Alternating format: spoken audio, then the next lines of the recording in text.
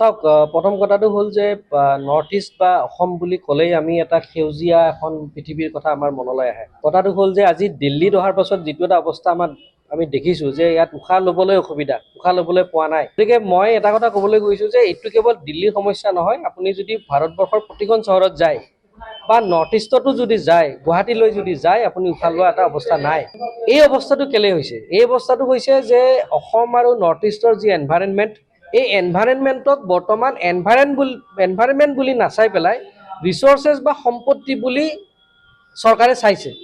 আৰু যেতিয়া আপুনি এডাল গছক বা মাটিৰ তলত থকা বস্তুবোৰক, মিনাৰেলছবোৰক যেতিয়া আপুনি সম্পত্তি বুলি ভাবিব, সম্পদ নহয় সম্পত্তি বুলি ভাবিব, কোনোবা মালিক হ'বলৈ বিচাৰিব, তেতিয়াই কিন্তু এই ডিষ্ট্ৰাকশ্যনবিলাক হয়, এই বেয়া কামবিলাক হয়। আৰু হৈছে কি যে অসমৰ বৰ্তমান যি প্ৰাকৃতিক সম্পদ, এই প্ৰাকৃতিক সম্পদ কিছু পুঁজিপতিক দিবলৈ যেন এটা ষড়যন্ত্ৰহে ৰচিছে। আৰু পুঁজিপতিক দিয়াৰ পিছত তাত বেদান্ত গ্ৰুপ আছে, তাত আদানী গ্ৰুপ আছে, তাত আম্বানীজ আছে। গুৱাহাটীৰ জুখন আম্বানীক দি দিলে। আদানী গ্ৰুপক প্ৰায় 55,000 বিঘা 60,000 বিঘা মাটি দি দিলে। তেওঁলোকে তাত খান্দিব, মিনাৰেলছ উলিয়াব। আৰু তাৰ ফলত হ'ব কি যে গোটেই অসম আৰু নৰ্থ ইষ্টৰ যি এনভাইৰনমেণ্ট, যি গ্ৰীণ, সেইবোৰ নষ্ট হ'ব। আপোনালোকে দেখিছে যে পাৰ্লিয়ামেণ্টত আমাৰ কেইবাগৰাকীও সাংসদে, অসমৰ সাংসদে, গৌৰৱ গগৈ ডাঙৰীয়াই অসমৰ এনভাইৰনমেণ্ট সম্পৰ্কে কেইবাটাও প্ৰশ্ন তুলিছে। তেওঁ তৰ্ক কৰিছে, তেওঁ তৰ্ক দিছে, তেওঁ পাৰ্লিয়ামেণ্টত তৰ্ক দিছে।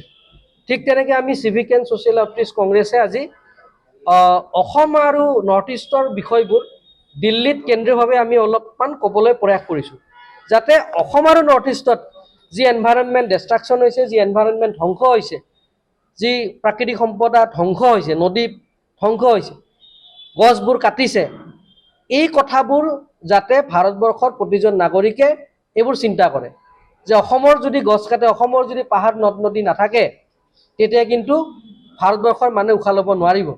আৰু অসমৰ মাননীয় মুখ্যমন্ত্ৰী মহোদয় হিমন্ত বিশ্ব শৰ্মা ডাঙৰীয়ালৈ আমাৰ কাটৰ অনুৰোধ যে আপুনি অসমৰ প্ৰাকৃতিক সম্পদক সম্পত্তি হিচাপে যেন ভাবি নলয়। এইটো আপোনালৈ কাটৰ অনুৰোধ, কাৰণ আপুনি গোটেই প্ৰদেশৰ মুখ্যমন্ত্ৰী, আমাৰো মুখ্যমন্ত্ৰী।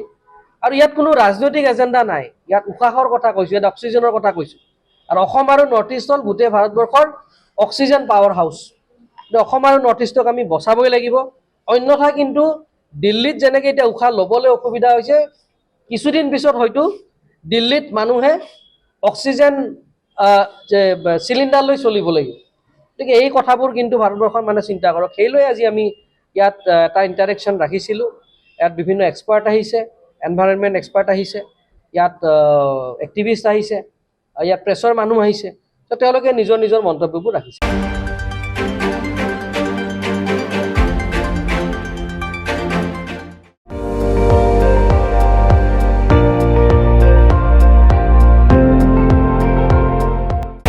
আপুনি চাই আছে ND24, সৰ্বশ্ৰেষ্ঠ নহয় সৰ্বোত্তমৰ দৌৰ।